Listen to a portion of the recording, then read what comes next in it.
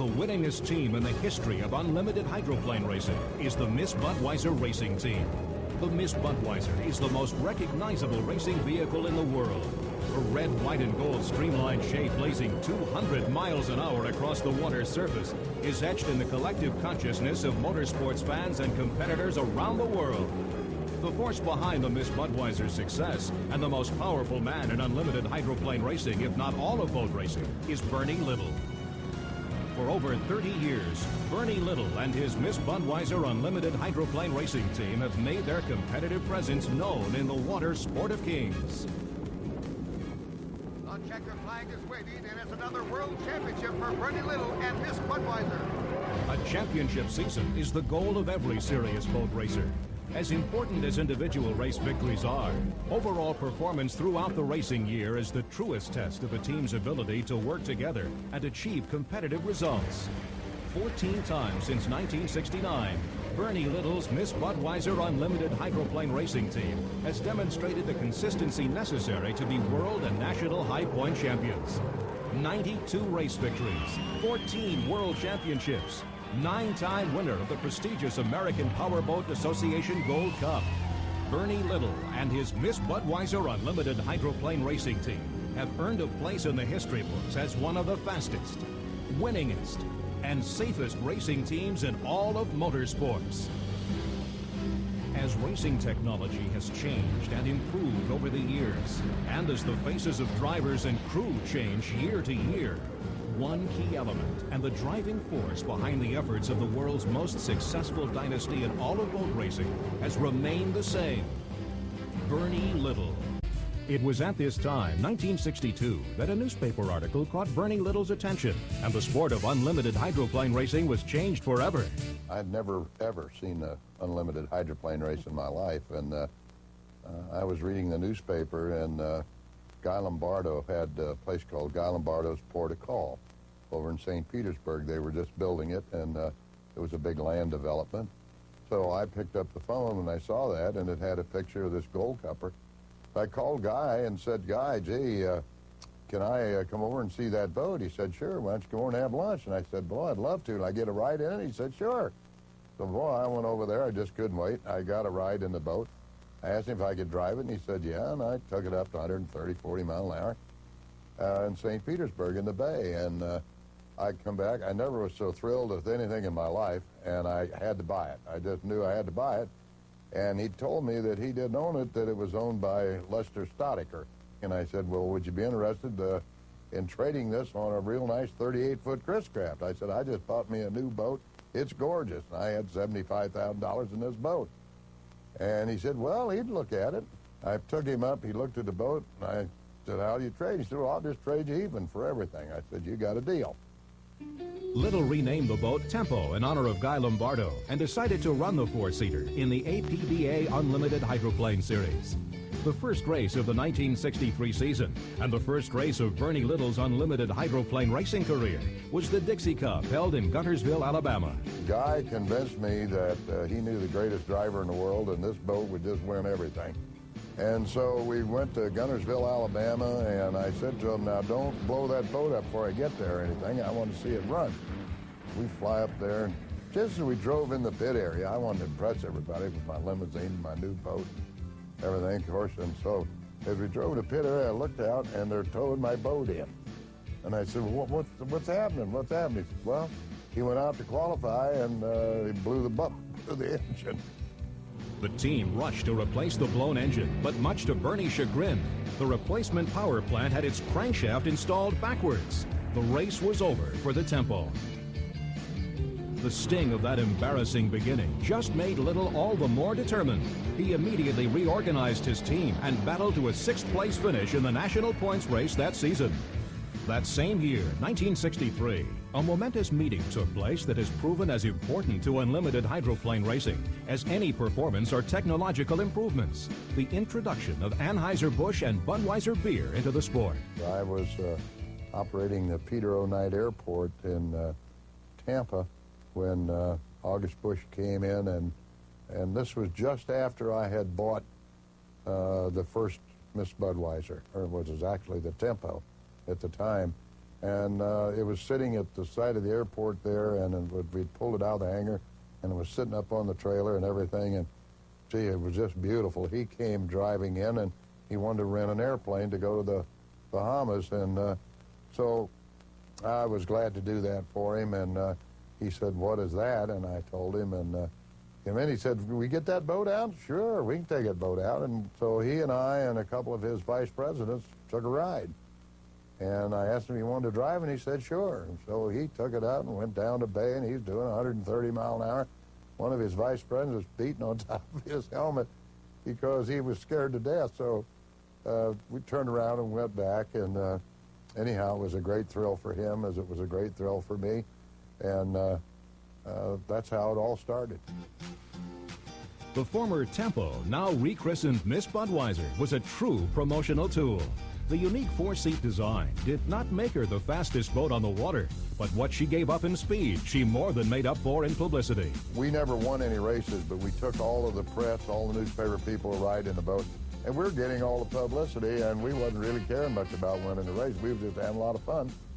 Having won the Publicity Championship of 1963, but no race victories, Bernie Little and the fledgling Miss Budweiser racing team set about the business of building a winning tradition. The sport of unlimited hydroplane racing was nothing new in the early 60s. Since just after the turn of the century, men such as the legendary Gar Wood had been making their mark on waters across the nation. But it was immediately following World War II that the direct descendant of the unlimited hydros we know today came into being. This was due primarily to the availability of the Allison and Rolls-Royce engines that had been powering Allied aircraft in the skies over Europe and Asia. By the early 60s, boats such as the Miss Bardol, Miss Thriftway, Gale, and Notre Dame were the powerhouses of the sport. In those days, drivers practically wrestled their racecraft around courses as much as 3 miles long at speeds just over 125 miles per hour. Then, as now, a slight miscalculation could mean instant disaster. Indeed, unlimited hydroplane racing was a rough and tumble fly-by-the-seat-of-your-pants sport. You think you're at a rodeo. Wasn't as sophisticated as it is today. You had the conventional hydroplane where the driver sat over the prop and back. They were a lot of camaraderie. Competition was there, but it wasn't like it is today. There were no secrets. They shared secrets. They'd trade engine parts. They'd do anything. They were just a bunch of guys having a lot of fun going around the country showing their rooster tails to millions of people. And the prize money total around that era was about $17,500 total. So you weren't racing for the prize money. You're racing for your sponsor, for recognition, and Bernie's always done that. It was into this atmosphere of hard work, camaraderie, and competition that the Miss Budweiser racing team set out to make its mark. Bernie Little's Miss Budweiser team did not win any races in 1964 or 65, although they did begin to make final round appearances. The team made steady improvement, had some disappointments, but kept moving ahead and learning the ins and outs of fenderboat racing. After 3 years of hard work and development, it was in 1966 that the Miss Budweiser, with driver Bill Brow in the cockpit, captured their first unlimited hydroplane checkered flag on the Columbia River in Tri-Cities, Washington, at the '66 Atomic Cup. The drought had ended for Bernie Little and the Miss Budweiser racing team, and they had begun their march into boat racing history. Along with first place, they gave away a little Honda motor scooter, and I kept that thing forever till I finally had to give it away. It was a great thrill, one of the greatest thrills. I just can't tell you, after 5 years, whatever, to really go out and win the race, it really was a great thrill for all of my crew and myself. The Miss Budweiser became a regular final round competitor and scored more victories through the 60s. But 2 very important goals had yet to be reached: the Unlimited Hydroplane National Championship and the coveted APBA Gold Cup, boat racing's most treasured trophy. 1969 ushered in the first golden age of Miss Budweiser's dominance in the sport of unlimited hydroplane racing.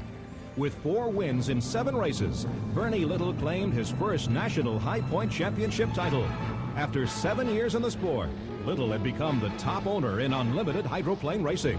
In the last race of the '69 season, Bernie and his team won for the first time the ultimate prize in boat racing, the APBA Gold Cup. The race was in San Diego, and Little's driver Bill Starrett, in what was called at the time the Super Bud, faced off against opponents Dean Chenoweth and Mers Special. Jim McCormick in Atlas Van Lines, and Tommy False in pride of Pay and Pack for the National Boat and Driver Championships, as well as the Gold Cup trophy.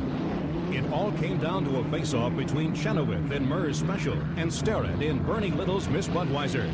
Having clinched the National High Points title in earlier heats, the second-place finish in the final earned Bill Sterrett the driver's title and Bernie Little and the Miss Budweiser racing team their first Gold Cup victory.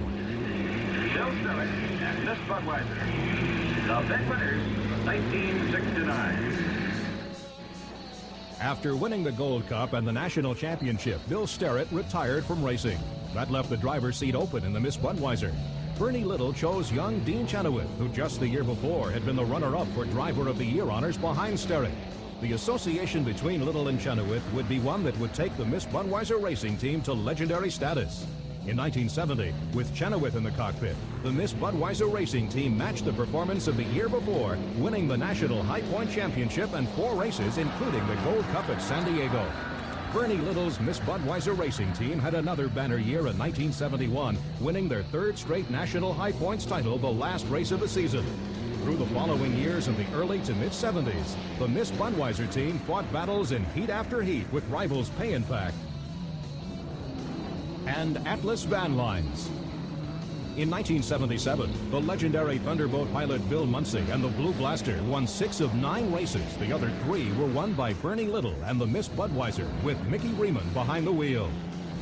The Atlas was the best designed and fastest boat on the circuit. However, Little and the Miss Budweiser took the High Point crown on the basis of 100% reliability during the season.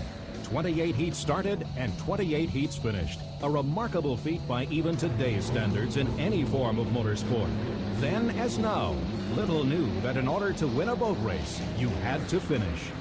In addition to the Miss Budweiser, Bernie Little campaigned a second unlimited entry in 1977, the Anheuser-Busch Natural Light.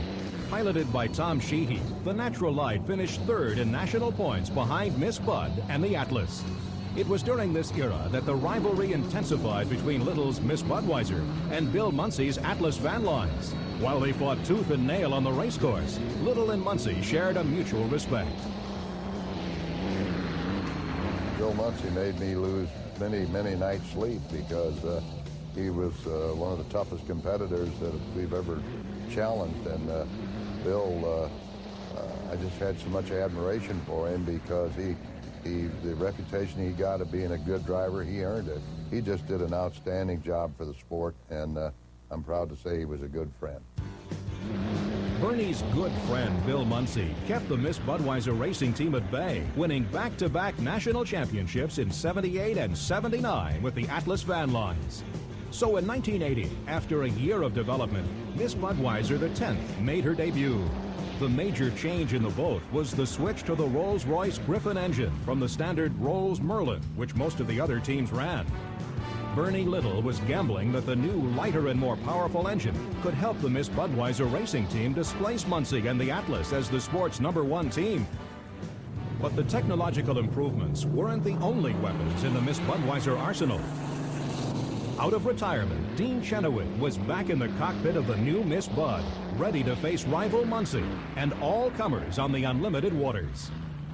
With Chenoweth behind the wheel of Bernie Little's new and improved Miss Budweiser, the team won the first 20 heats of competition and took the checkered flag in the first 5 races in a row, including the Gold Cup in Madison, Indiana.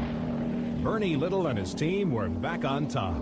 They arrived in Seattle, Washington, looking for win number 6, when disaster struck. During qualifying, the rudder came off the boat, sending her into a double inside barrel roll, ejecting Chenoweth from the cockpit and causing extensive hull damage. Chenoweth suffered serious injuries in this, his second blowover incident in the Miss Budweiser. Chenoweth was lucky to survive this high-speed slam into Lake Washington. Fate had sent Chenoweth a message. The points earned by the secondary boat with the recovered Chenoweth back in the cockpit were enough to capture a 5th national championship for Bernie Little and Miss Budweiser. Chenoweth and Little shared a very special bond that exists between men determined to reach a specific goal. And for Bernie, Dean, and the entire Miss Budweiser racing team, the goal was a simple one: win. On Sunday, I would take a hold of Dean as he'd come out of the truck, and I'd take a hold of his life jacket and I'd say, "Now, Dean, today is payday. That's all you'd have to tell Dean, is today is payday. And whatever was there, he'd win it. Following their triumph in 1980, the Miss Budweiser racing team scored their 6th national title in '81, winning 6 out of 8 races, including the Gold Cup and the repaired 1980 hull. The races were highlighted by the ongoing battles between Bernie Little's Miss Bud and the ever-present Bill Munsey in the Blue Blaster Atlas van lines. Another competitor was just beginning to make his mark in the sport of unlimited hydroplane racing, piloting the Squire Shop entry from Seattle, Washington, young Chip Hanauer. 1981 was also a noteworthy year in boat racing history, as Bernie Little became the first owner ever to win national titles in both unlimited hydroplane and offshore powerboat racing. Little had run successful offshore racing teams since 1977. In 1981, offshore racing legend Betty Cook piloted Little's Michelob Light Ocean Racer to a 3rd national title. This, with his unlimited hydro championship, made Bernie Little the first owner in the history of boat racing to win titles in both sports. All accomplishments made in boat racing in 1981 will be overshadowed by the loss of one of the sport's all-time greats. Bill Munsey was fatally injured in the season-concluding World Cup race in Acapulco, Mexico. The following year, it was the Budweiser team's time to mourn. Driver Dean Chenoweth lost his life behind the wheel of the Miss Budweiser in a qualifying accident on the Columbia River in Tri-Cities, Washington. Hydroplane racing lost its biggest name Saturday in a tragic accident on the Columbia River. 44-year-old. That was a bad day in my life.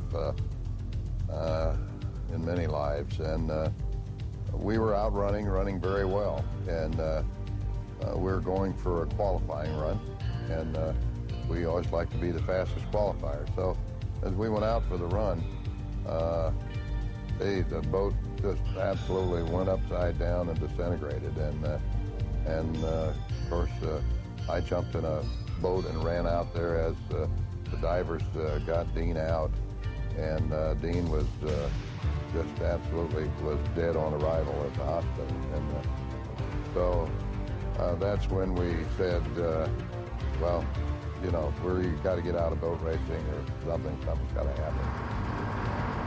The entire boat racing fraternity was stunned. 2 of its brightest stars gone in less than a year. In total, 13 racers had lost their lives in the sport of unlimited hydroplane racing since the advent of the modern age in 1946. The outlook for continuing racing was bleak. Many felt the cost in human lives was just too great a risk.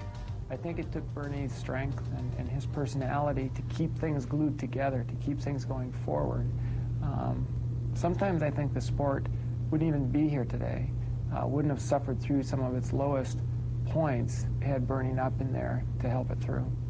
Once again, Bernie Little and the Budweiser team made it their job to revolutionize the sport by developing the enclosed cockpit canopy system. We just had to come up with an answer. So that's when we got a hold of NASA and everyone we could talk with to see about how we could enclose them, whether we need to pressurize the cockpit or what we needed to do to keep the driver safe. It took 3 years to develop, but keeping his commitment to make the sport safer, Bernie Little debuted the 11th Miss Budweiser with an aircraft-style canopy. This was the first unlimited hydroplane with a fully enclosed cockpit designed to protect the driver from water impact. Just like all new creations, the Bubble Bud, as she was known, had her share of growing pains. Little knew all too well that in order to take several big steps forward, sometimes you have to take a step or 2 back first. It cost them that year. I mean, they really did not perform very well and did not have a very good year. But look at the lives. I mean, it's there's 5 or 6 of us walking around down here this weekend that wouldn't be here if it wasn't for that. Since the introduction of the safety canopy system by the Budweiser team, no one has died in unlimited hydroplane racing. Without a doubt, the enclosed cockpit canopy system is the greatest single development in the 91-year history of the sport. I guess everybody would like to be remembered for something good they've done in their life, and I think building the enclosed cockpit will be remembered forever. Although Little did not win the High Point Championship with the Bubble Bud in 1985, he proved his point about the viability of an enclosed cockpit. The experiment was a great success. As a result, the safety canopy is now mandatory on all unlimited hydroplanes, thanks to the dedication of Bernie Little. Miss Budweiser's pilot in '85 was Jim Kropfeld. Kropfeld had been Dean Chenoweth's own suggestion as successor to his seat in the Miss Budweiser. Kropfeld drove Bernie Little's Budweiser team to a 7th national title in 1984. Kropfeld did manage to score 2 wins in 1985, despite the steep learning curve encountered with the canopy application. Lucky for Jim that he was a quick study, because as well as learning to run an unlimited hydro from inside the confines of a fully enclosed cockpit, Schoolmaster Bernie Little had another assignment for his driver in 1986. Since the 60s, unlimited teams had been experimenting with a new form of power plant, jet turbines. The Lycoming T-55 L7 turbine engine is used extensively by the U.S. military for the Chinook helicopter. The Atlas Van Lines team had refined the turbine engine to a reliable race-winning power plant in 1984. The following year, Chip Hanauer, piloting the Miller American, won the national title with turbine power. The world of unlimited hydroplane racing was changing once again. 23-year veteran Bernie Little had won 7 national titles with piston-powered World War II aircraft engines and was reluctant to make the change. I fought it right up to until I just couldn't fight it anymore, because the Thunderboats, back at the Thunderboats. I love the thunder from the Thunderboats. And selfishly, I had so much equipment, I'd bought all of these race teams out. My gosh, when I sit and think about all of the equipment I had in warehouses and places I had it stored, I thought, what am I going to do? Because if I go turbine, it's going to obsolete all of it. And it did. The 1986 Unlimited Hydro season dawned with a new 2-boat Miss Budweiser racing team. Budweiser crew chief Ron Brown was charged with the upkeep of the old reliable Rolls-Royce Griffin-powered unlimited hydroplane, driven by Scott Pierce, and the new Lycoming turbine-powered craft piloted by Jim Kropfeld. 3 races into the campaign, Little became convinced that turbine power was the only way to be competitive in the sport. He promptly retired the Griffin boat, put all of his team's energy into the turbine program, and achieved almost immediate success. Driver Kropfeld quickly adapted from the piston to the turbine equipment, winning 3 races in '86 and 5 races in '87, securing back-to-back national championships for Bernie Little and the Miss Budweiser racing team. Little's Miss Budweiser was not the only beer wagon on the unlimited circuit during these years. Fran Muncy, widow of the late Bill Muncy, headed up the competitive Miller American entry driven by Chip Hanauer. In fact, Little and the Miss Budweiser team won the 1986 National Point Crown by a slim 31-point margin over arch-rival Miller. In the 1988 season opener in Miami Marine Stadium, the Budweiser team was dealt a serious blow when Jim Kropfeld was critically injured in a collision with former teammate Scott Pierce in the Jif Presents Mr. Pringles. Even with both drivers sustaining serious injuries, the cockpit canopy is credited with saving both men's lives. The outlook for a 3rd straight national championship season for the Budweiser team looked grim. In stepped veteran unlimited hydroplane pilot Tom Deeth of Detroit. Deeth had retired from racing in 1986, but the opportunity to take the Miss Budweiser into battle is one that few drivers could resist.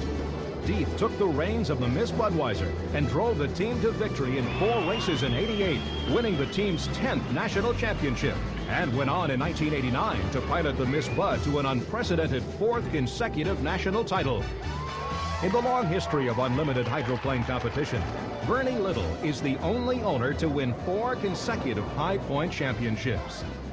The Budweiser racing team's constant nemesis during the late 80s and early 90s was the Miss Circus Circus, driven by now veteran driver and 7-time Gold Cup champion Chip Hanauer. In the '89 Gold Cup in San Diego, Tom Deeth piloted Bernie Little's Miss Budweiser to victory in the final heat, snapping Chip Hanauer's 7-year monopoly and securing boat racing's most valued prize once again for the Budweiser team. In the 1990 campaign, Bernie Little and the Miss Budweiser team, with Tom Deeth behind the wheel, won the Gold Cup race in Detroit, as well as 5 other races. The season was highlighted by the Miss Budweiser being the first unlimited hydroplane to top the 160-mile-per-hour mark.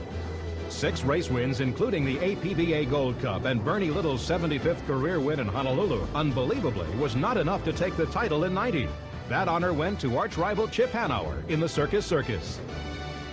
During the off-season, Tom Deeth was participating in a NASCAR event at the Charlotte Motor Speedway when he was injured in this multi-car incident. Former driver Scott Pierce answered the call and drove the Miss Budweiser to 3 race wins and an unprecedented 12th National High Point Championship for owner Bernie Little in 1991. As one of the few men who have piloted the most famous race boat in the world, Pierce was eager for the opportunity. You can't forget an experience like being the driver of the Miss Budweiser. I mean, it is a very, very culmination. Anyone that's ever driven a race boat, from whatever age they started, you know, the ultimate is to drive the Miss Budweiser. So few have ever been blessed enough to have the opportunity to perform in that arena, and it's just, you know, it's a great honor, it really is. Miss Budweiser owner Bernie Little has maintained his status as the winningest owner in the history of unlimited racing by always looking for a way to improve his team. Little accomplished just that by signing longtime rival Chip Hanauer to drive the Miss Budweiser in 1992. A lot of people really thought Chip and I hated each other because we had such a rivalry going, and we did. However, we had a lot of respect for each other. I always said someday that I want Chip to drive my boat, and I said if the time ever works out right, and he retired from racing, and so he was out of it a year.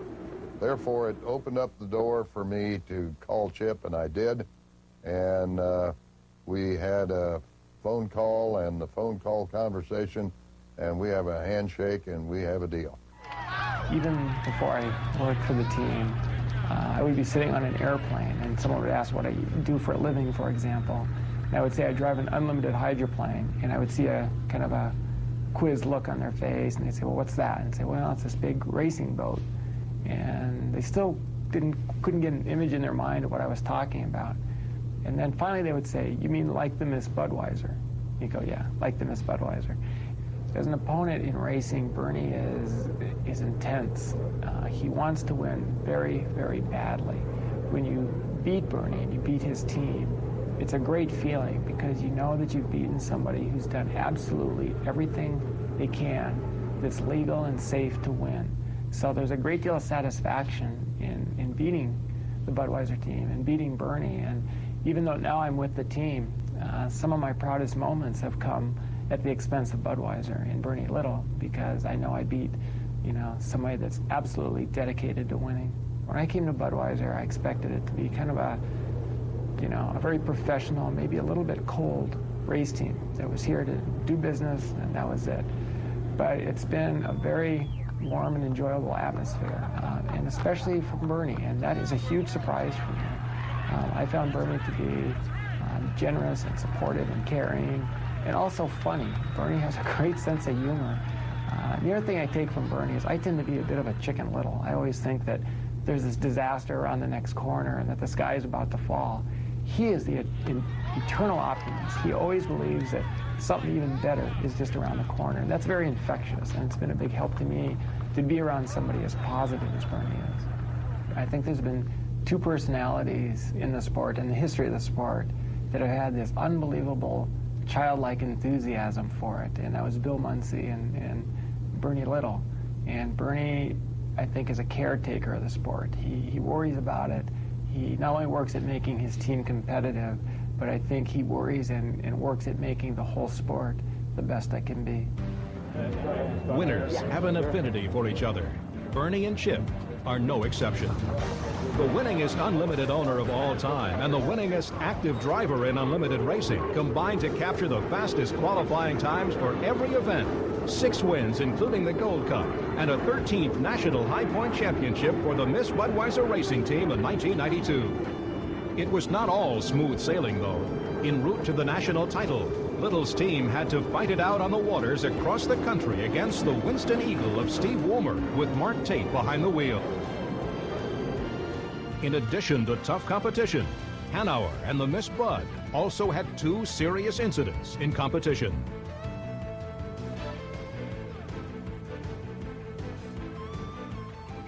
Here's the start of Heat 1A as we look out on the course of the Miss Budweiser coming up hard on the inside. She's got a little distance to catch up. Chip Hanauer powers hard into the turn. He gets airborne. Chip Hanauer going over in turn number 1. He was trying to break to the front of the pack. He had the inside lane. He's upside down in the water. Hanauer was injured in each incident, but returned to competition after both blowovers. In 1993, the winning tradition continued with Bernie and the Miss Budweiser racing team with Chip Hanauer in the cockpit, rolling up 7 event wins and a 14th national crown. But 93 will be remembered as the year that Little and Hanauer each claimed their 9th APBA Gold Cup victory. 9 times since 1969, the names of Bernie Little and Miss Budweiser have been etched into the base of the Gold Cup trophy and into boat racing history. For me, the Gold Cup is everything. When you're a young child and you want to grow up to be a tennis player, for example, you dream of winning Wimbledon. If you grow up as a baseball player, you dream of winning the World Series. And if you grow up as a child wanting to be a boat racer, you dream of winning the Gold Cup. And it's because I think of the heritage and the prestige that goes with that. And it's by far the most important single race we have. 92 race victories, 14 world championships, 9-time winner of the prestigious American Powerboat Association Gold Cup. Now, the winningest team in unlimited hydroplane history, Bernie Little's Miss Budweiser, has set their sights on the future. A new and improved Miss Budweiser is on the way that will take the team into the 21st century. The 19th Miss Budweiser, the Turbine 4, will be unlike anything ever seen on unlimited waters before. Veteran crew chief Ron Brown, who has seen the Miss Bud team move from open cockpit piston power to enclosed safety canopy turbine power, is now overseeing the latest innovation in the sport. Utilizing experimental surface effect vehicle concepts, the new boat features a unique tandem wing design developed to provide enhanced stability and improved control, making higher speeds possible while greatly reducing the chances of a blowover type of accident. It is this type of forward thinking that has enabled Bernie Little and the Miss Budweiser racing team to endure over 3 championship decades in the toughest and most sophisticated sport on the water. Hope has always been the same: to have a boat that reflects the excellence of its corporate sponsor in a manner that reflects credit and prestige on the sport in which it is involved. The brewery recognizes the positive influence that Little and the Miss Budweiser team provides to the Budweiser brand. To that end, Anheuser-Busch has seen to it that Little has the resources to keep the Budweiser name out front, and that is exactly what Bernie does. For over 3 decades, Little and the Miss Budweiser racing team have been a major force on the racecourse and a major promotional force delivering brand exposure effectively to mass consumer audiences. Bernie Little is truly a champion in both sport and business.